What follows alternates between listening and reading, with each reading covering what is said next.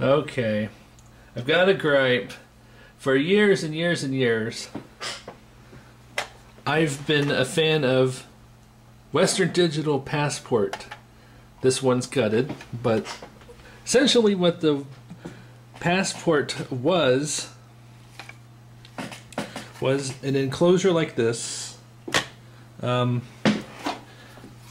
Inside it was a hard drive like this, regular SATA hard drive. Inside the enclosure is the hard drive, some little rubber things to cushion it from bumps and whatnot, and this little bridge board.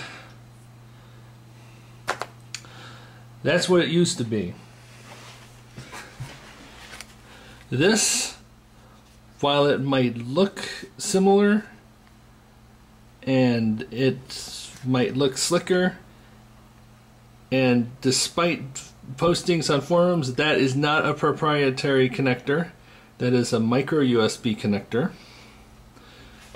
And both that, which is what came with the drive, and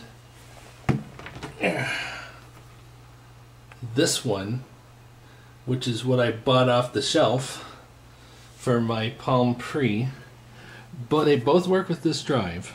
So it's a standard USB connector. Well, here's some bad news about this drive. It's mostly great, like the old one, but you know, like TV Tropes says, they changed it, so it sucks. The reason I say that will become clear shortly.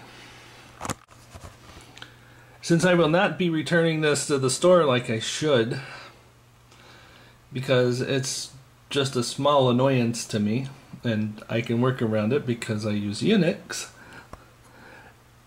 this is what the inside of the new My Passport looks like. It looks like a hard drive, like the old one. However, you'll note that the little USB bridge is built right into the controller. That's right, you can't separate the bridge from the hard drive in this one. And the reason you would want to, well, to stuff this into an old enclosure, and also the more pressing reason you would want to separate this from its USB bridge and firmware is, I'm going to try to demonstrate it here. There you go, she's up.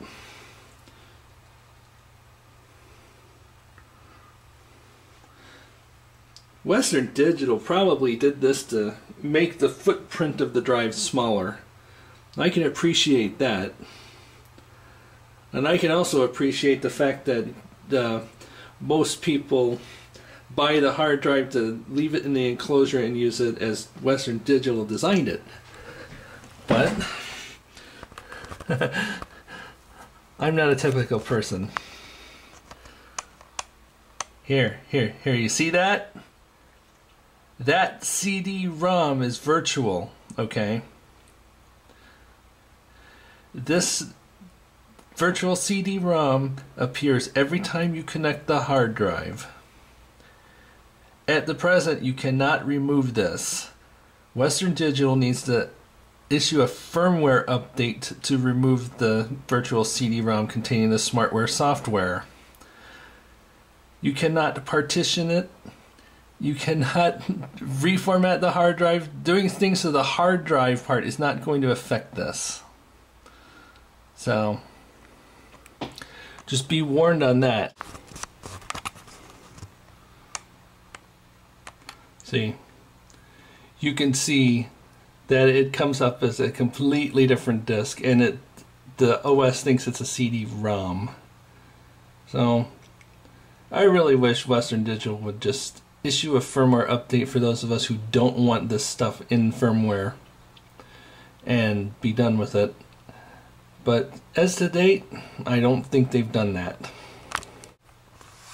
Also, another annoyance of mine, bear with me, I've got it zoomed in and I'm going to probably end up shaking this thing more often than not. Another thing, when I go to eject the virtual CD-ROM, it does, but then it comes back. See?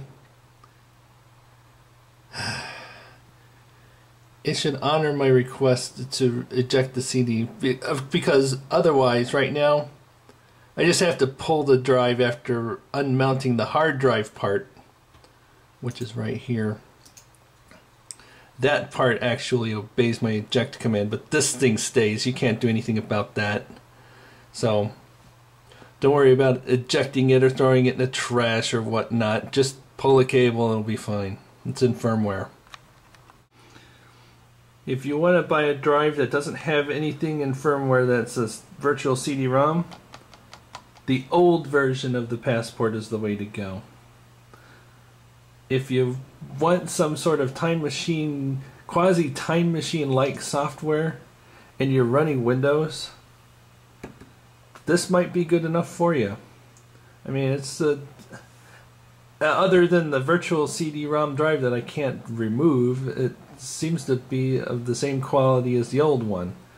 And I have no beef about that, but the only beef I have is a very small one, and it's that virtual CD-ROM drive that I should be able to remove. It's kind of like SanDisk's U3 software on their Cruiser USB drives. So just be informed there. You cannot take that virtual CD-ROM drive off by any means right now. So just keep that in mind.